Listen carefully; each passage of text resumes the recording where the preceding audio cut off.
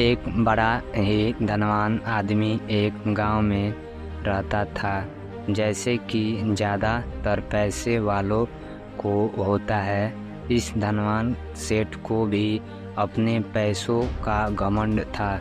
वह जिस गांव में रहता था वहां पर ज़्यादा लोग किसान थे।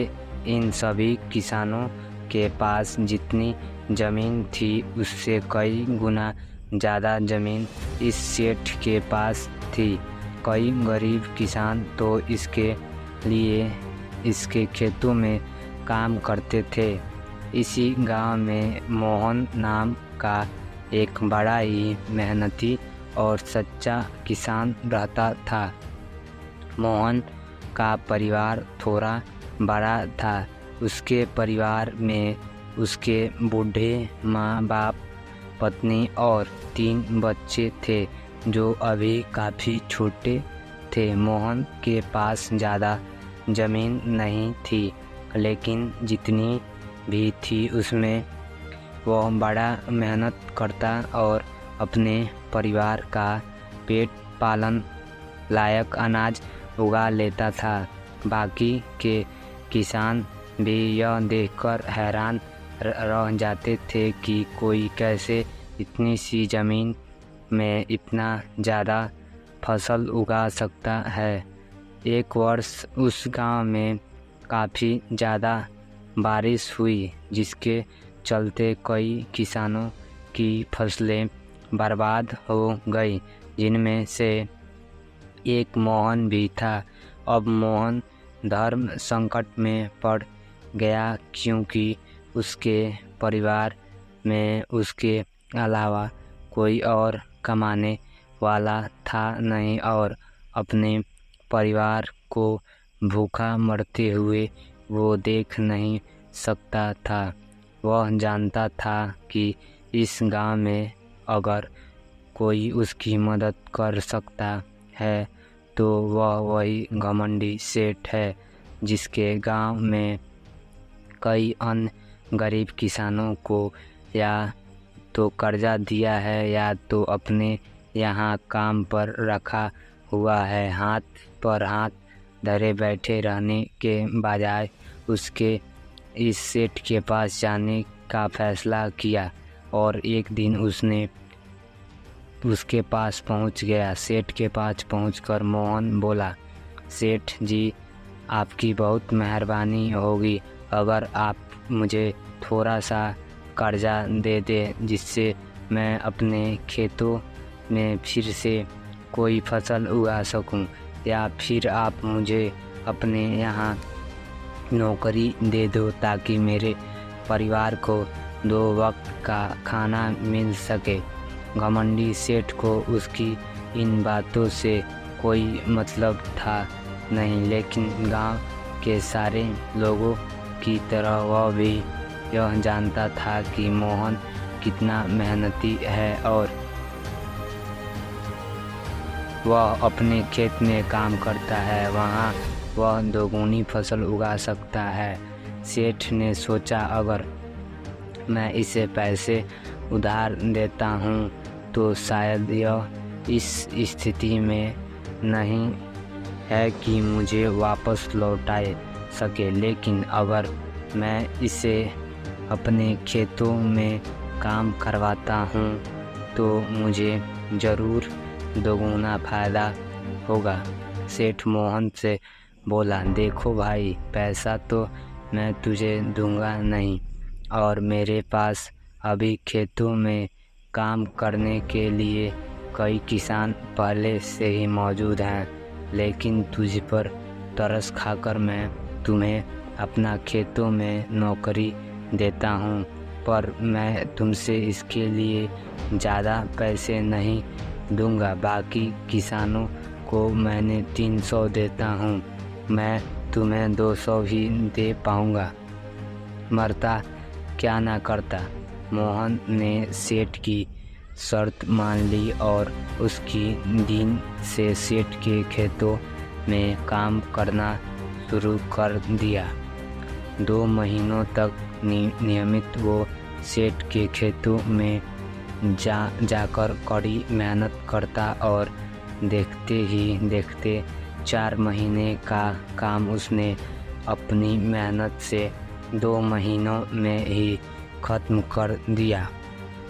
सेठ उसके काम से काफ़ी खुश था, लेकिन वह कभी उसको यह जताता नहीं था।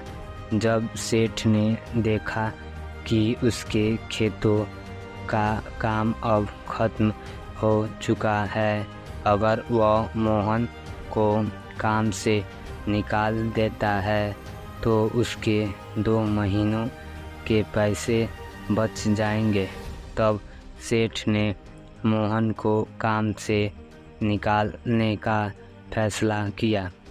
एक बार सेठ को ये विचार भी आया कि इतना मेहनती आदमी शायद उसे दोबारा ना मिले, लेकिन फिर उसने सोचा कि जब अगले साल काम आएगा तब उसे फिर से नौकरी पर रख लेगा। आखिर इस गांव में उसके अलावा है ही कौन जिसके आगे ये लोग अपना हाथ फैलाएंगे। एक दिन सेठ ने मोहन को अपने पास बुलाया कर उसको उस दिन का पैसा दिया और साथ में यह भी कहा कि कल से तुमको काम पर आने की ज़रूरत नहीं है। अब मेरे पास तुम्हारे लिए कोई काम नहीं है बचा है। जब मेरे पास काम आएगा तो मैं तुम्हें बुला लूँगा। यह सुनकर मोहन का दिल बैठ गया। पिछले 2 महीनों से काम ही सही उसके बच्चों और परिवार के पेट के अन्न का दाना जा तो रहा था, अब क्या करेगा। यह सोचकर उसकी आंखें से आंसू निकल आए। मोहन ने सेठ के पैर पकड़ लिए और गिड़गिड़ाने लगा, सेठ जी, मुझे इस काम की बहुत ज़रूरत है, मुझे मत निकालिए। अपने मतलब से मतलब रखने वाला सेठ टस से मट ना हुआ। उसने खड़ी मोटी सुनाकर मोहन को वहाँ से चलता कर दिया और मन ही मन 2 महीनों की तनख्वाह बचाने से खुश होने लगा। अगले दिन जब सेठ सवेरे उठा और अपने आंगन में आया तो उसकी देखा कि मोहन उसके आंगन में बैठा है। सेठ ने उससे के पास बुलाकर पूछा कि क्या हुआ, तुम्हें क्यों यहाँ पर बैठे हो। मोहन बोला, सेठ जी, मुझे वापस काम पर रख लीजिए। आप जानते ही हैं मेरी आर्थिक परिस्थिति कैसी है, थोड़ी दया कीजिए। लेकिन सेठ ने उसकी एक ना सुनी और फिर एक बार उसे बुरा भला कहा कर वहाँ से जाने को कह दिया। बेचारा मोहन अपना सिर नीचे झुकाए हुए वहाँ से चला गया। अगले दिन फिर यही घटना दोहराई गई। मोहन फिर सेठ के आंगन में बैठा था। सेठ ने फिर उसको वहाँ से जाने के लिए कहा। यही घटना अगले कई दिनों तक चलती रही। अब तो मोहन सेठ के हकालने पर वहाँ भी जाता था, वहीं पर बैठ रहता था। एक बार सेठ ने उससे पूछ लिया, तुम कैसे आदमी हो, मैंने तुम्हारा इतना अपमान करता हूँ लेकिन तुम्हें कोई फर्क ही नहीं पड़ता है। तब मोहन ने सेठ से कहा, बुरा तो बहुत लगता है सेठ जी, लेकिन जब घर पर जाता हूँ तो भूखे से बिलखते अपने माँ बाप और बच्चे को देखता हूँ, तब यह अपमान मुझे कुछ भी नहीं लगता है। इतना सब कुछ होने के बाद भी सेठ का दिल जैसे पत्थर का बना हुआ था। उसने मोहन को अभी तक काम पर नहीं रखा और ना ही उसे ऐसा करने का कोई इरादा था। एक दिन सेठ ने सोचा कि कुछ दिनों के लिए किसी और गांव चला जाता हूं ताकि मोहन मुझसे पीछा छुड़ा सके। अगले दिन मोहन के आने से पहले ही सेठ अपने परिवार को लेकर अपने किसी संबंधी के यहाँ चला गया और वहाँ पर 10 दिनों तक रहने के बाद फिर अपने गांव अपने घर वापस लौटा। घर लौटते ही सेठ ने आसपास हर जगह नज़र दौड़ाई। उसे अपना एक ही वहाँ पर अब मोहन नहीं था।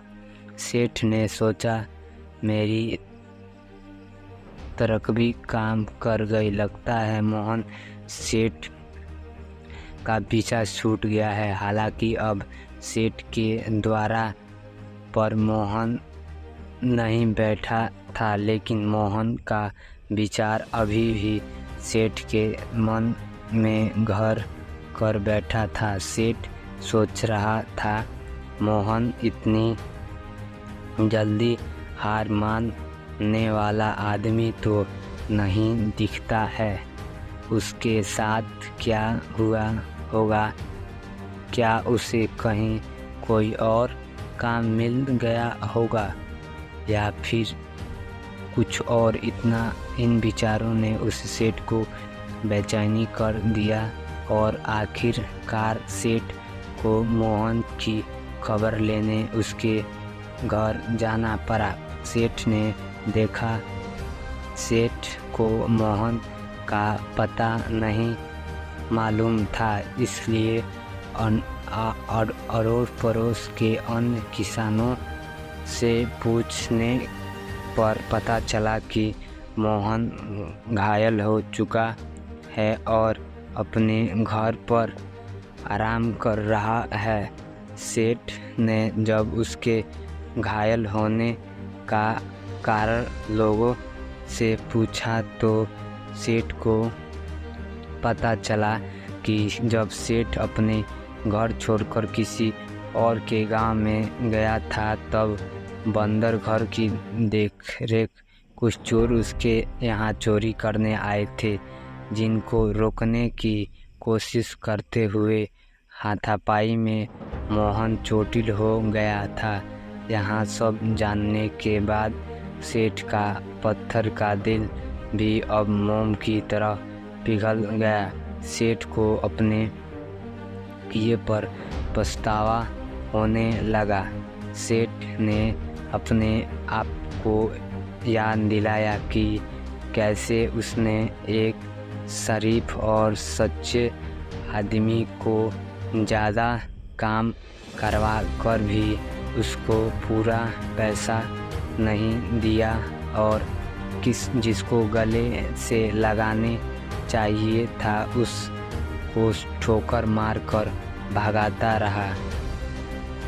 सेठ मोहन का घर का पता पूछकर उसके घर पहुंचा तो देखा कि मोहन की घर की हालत बहुत खराब है। उसका परिवार भूख से बेहाल है और वह खुद अपने हाथ पैर पर चोट के साथ एक खाट में पड़ा हुआ है। यह दृश्य देखकर सेठ की आंखें से आंसू बह निकले।